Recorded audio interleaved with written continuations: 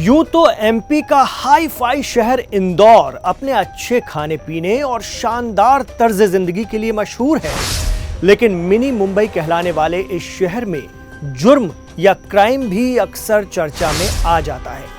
आज हम बात करेंगे इंदौर में हाल ही में हुए डबल मर्डर केस की, जिसका राज जब सामने आया तो सभी दंग रह गए।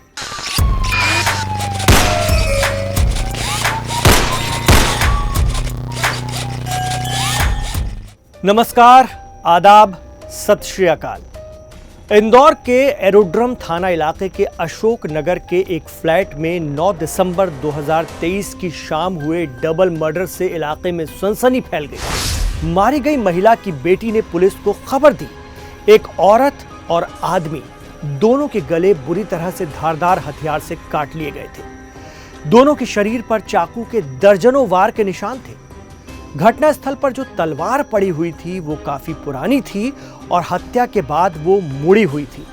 हमलावरों ने पहले चाकू से वार किए और उसके बाद दोनों की गर्दनों पर तलवार से हमला कर दिया।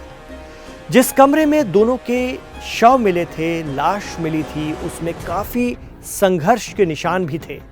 हमला करने वालों की तादाद 1 से ज्यादा होने की बात भी सामने आ रही थी। दोनों मरने वालों की पहचान रवि ठाकुर और सरिता ठाकुर के तौर पर हुई।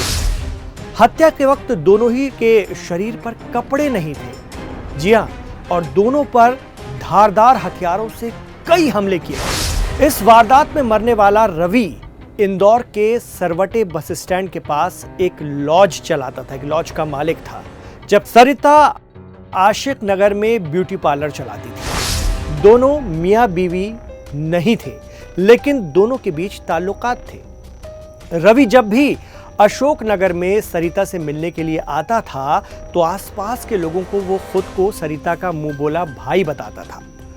9 दिसंबर को भी दोनों बंद कमरे में एक दूसरे से मिल रहे थे, तभी हमलावरों ने उन दोनों पर चाकू और तलवार से हमला करके हत्या कर दी और फरार हो गए। सरिता आशिक नगर में ब्यूटी पार्लर चलाती थी, इसलिए उसके घर कई लोगों का आना जाना लगा रहता था। रवि भी लंबे समय से सरिता से मिलने के लिए आता रहता था।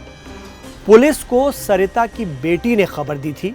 उसने बताया कि वो जब घर लौटी तो घर का दरवाजा खुला हुआ था और कमरे में दोनों की खून से सनी लथपथ लाशें पड़ी हुई। उसने सबसे पहले पुलिस को फोन किया और पूरी घटना बताई।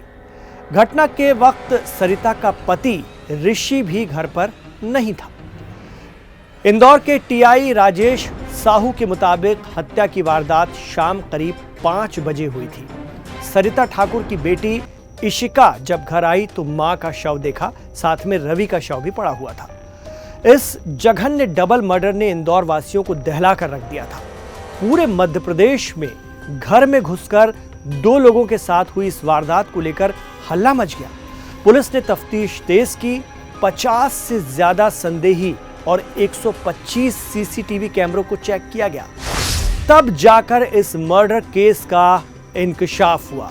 सच सामने आया तो मालूम चला कि यह भी ब्लैकमेलिंग से जुड़ा हुआ मामला था।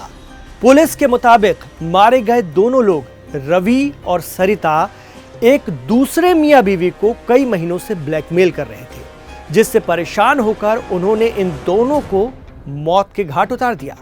इसके बाद पुलिस ने ममता उर्फ पिंकी और उसके पति नितिन पवार को गिरफ्तार किया।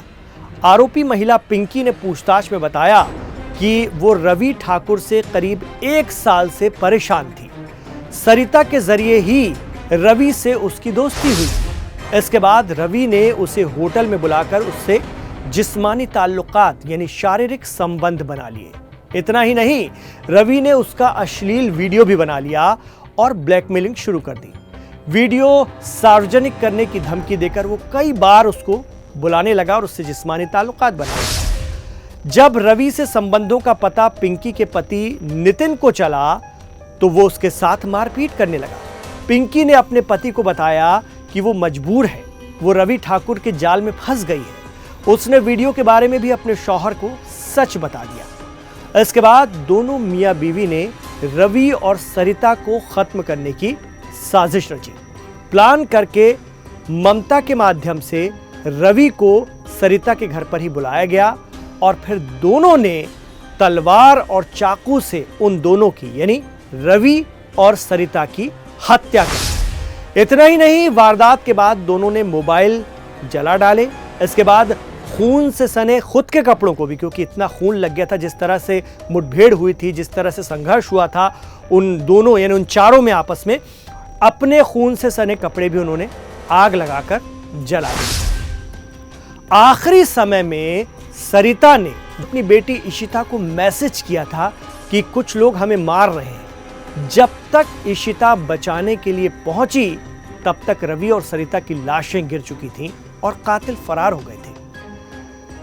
ब्लैकमेलिंग के बाद इस गंदे गेम ने रवि, सरिता, पिंकी और नितिन के साथ साथ इससे प्रभावित सरिता की बेटे और बेटी और उसके पति ऋषि सबकी जिंदगी को तबाह कर दिया।